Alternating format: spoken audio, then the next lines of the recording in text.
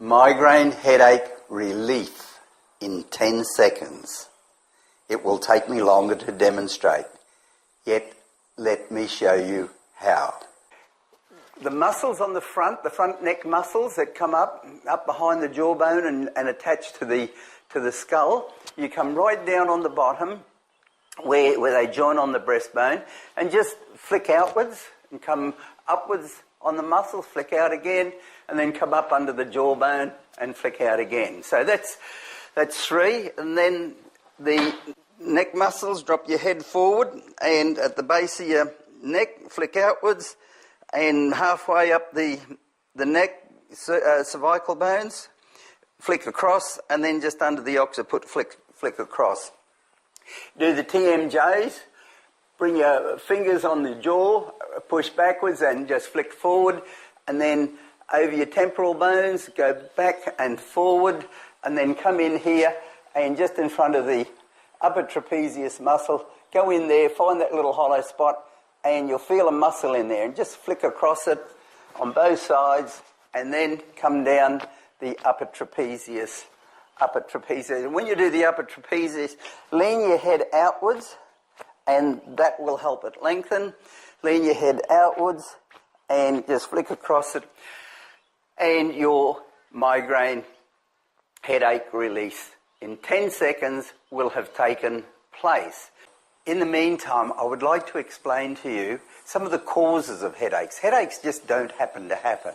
There's very, very specific causes, and I've been working with people who have had various forms of headaches and migraines for the past 27 years.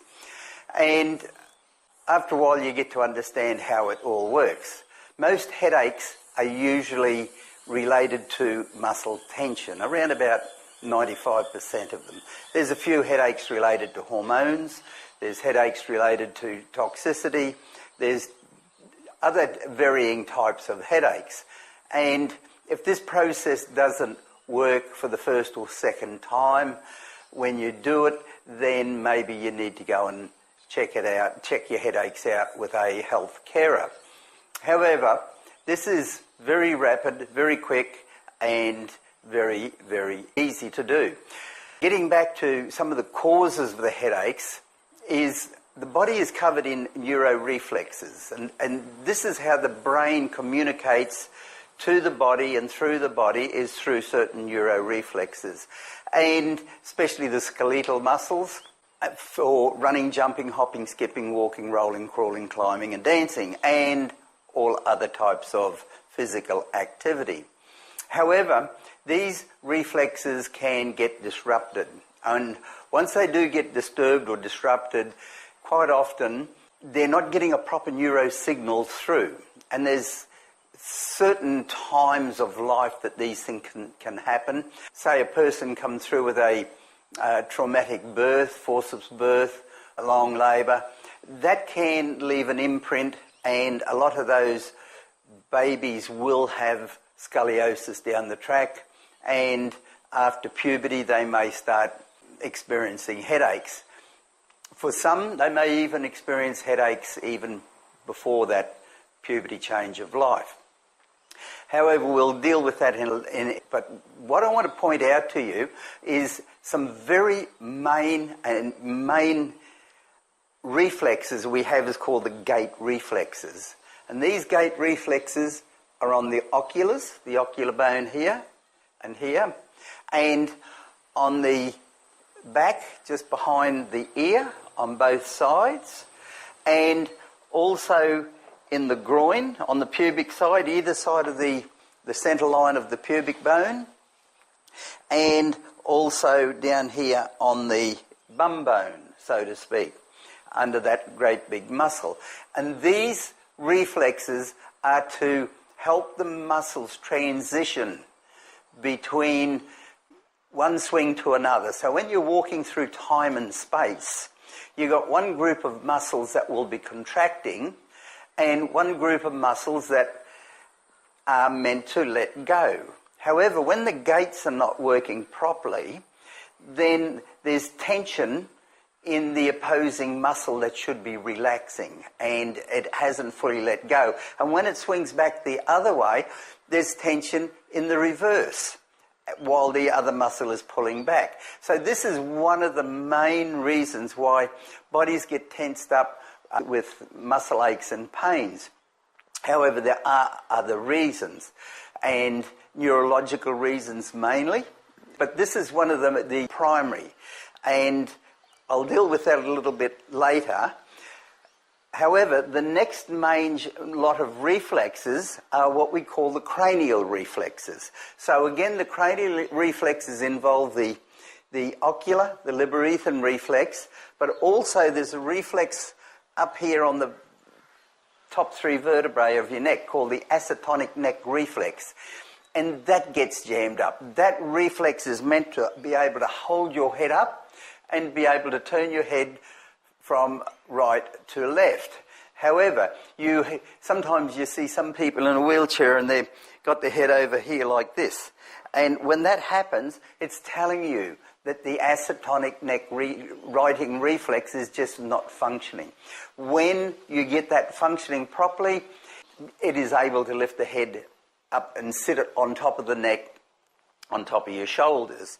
Now, there's other reflexes in relation to the jaw and in relation to the temporal bones, and they're the main ones. They're the main ones, and they need to be reset. And usually when they are reset, headaches just go. And that, for some people, that's permanent. That's enough.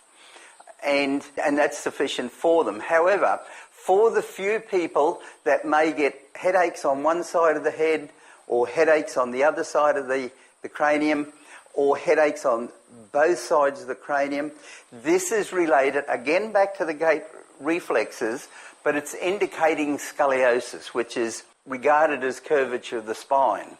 Now, curvature of the spine is not the cause of the problem. The cause of the problem is the gait reflexes. And the gait reflexes are associated with certain muscle groups for walking through time and space. And we call this the top to bottom, front to back muscle reactive system. So the top to bottom and on the front, and this is the back and up to the neck and onto the shoulders. And that system gets thrown out of sync. Now, to look for scoliosis, all you have to do is look around at anybody and see if they've got a high left shoulder. If they've got a left shoulder higher than their right shoulder, there's a good chance that it is a scoliosis.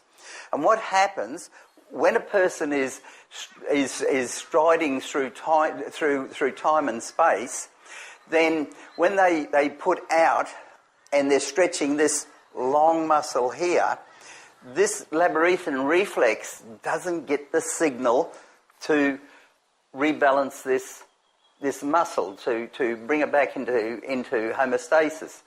And so it stays in a lengthened position. And with that one being in a lengthened position, its opposing muscle down here on the opposite side doesn't have anything to work against. So it just keeps on contracting, and over the years it just pulls the spine out. And it pulls the spine out of alignment. So this is the cause of scoliosis, and this is very correctable with the type of work that I do, and it's neuromuscular work, and it's very, very powerful. So that's given you a few ideas of where headaches come from. And so what we will do now is show you how to do this quick migraine headache release in 10 seconds, so that this will help you get out of any of your miseries. Now, this is what I call a quick fix. It's a first aid. Treat it as a first aid. For some people, they'll do it and it might be good for a day, 2 days, or a week. Some people for a month, some people for 3 months. Some people can do it and that's it. It just resolves all their problems. However, when you've got these muscles on the neck, front and back and sides, all tense, it's constricting also your meridian flow. You've got meridian energies finishing above and below the top and bottom lip. You've got the stomach meridian underneath the eyes. You've got the large intestine meridian finishing either side of the nose. You've got the gallbladder meridian starting at the side of the head. You've got the small intestine meridian finishing just in front of the tragus of the ear. And you've got the triple warmer, triple heater meridian finishing just on the end of the eyebrows, and the bladder meridian in the tear duct. So you've got a lot of meridians all around your head. And when there's tension in the muscles, it constricts the meridian energy flow. This meridian energy flow services the nervous system. This is very, very important. So, getting back to how to do this, what I would suggest for you to do is, before you do this, have a glass or half a glass of water. And I really mean water. I don't mean soft drink or any other fluids that are other than water, because the water helps the neurocircuits conduct better. And so you only have to take a little bit of water, half a cup of water, and it just makes the signals happen better. Some people get headaches because they're dehydrated. And so, again, it's important to take your fluids in. So you can use the index finger or the middle finger. It doesn't matter which. And we're dealing with these bones, and what we're going to do is release the fascia that holds these muscles together. And once we release this fascia, it releases the whole muscle itself. So come down to where these muscles just take off on the top of your breastbone. Your breastbone's here. And just give them a little flick outwards, and then go halfway up the muscle, give another flick across the muscle, and in behind the jaw, another flick outwards. And, you know, you're not digging deep, you're just flicking across it.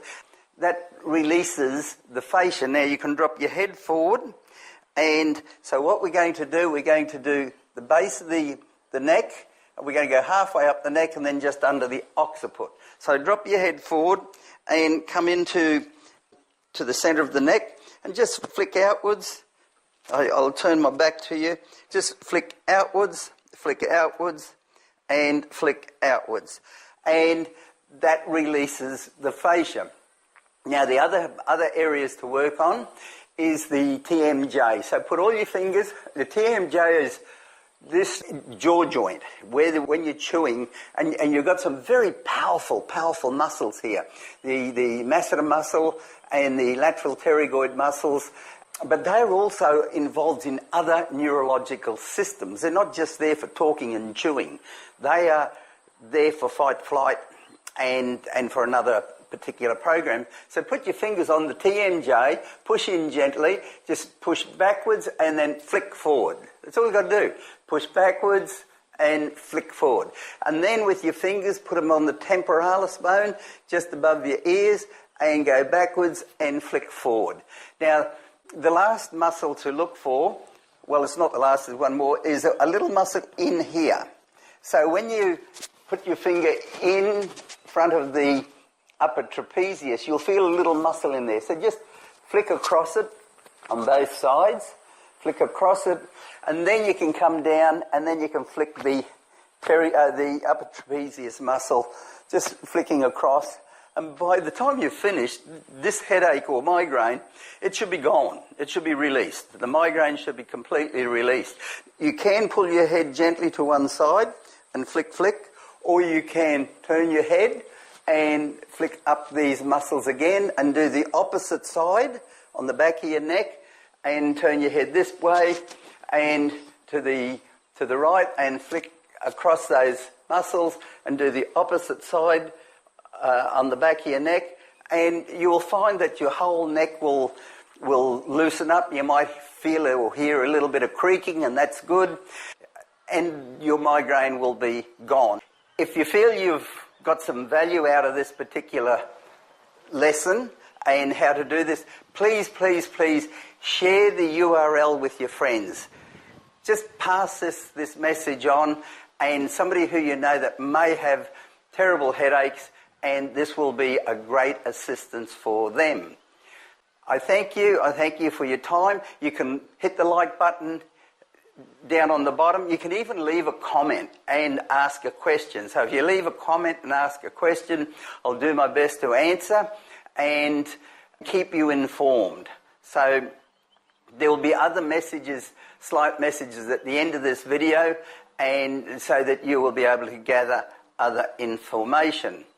To the best of your health, and thank you for your time, and thank you for your listening, and thank you for your watching.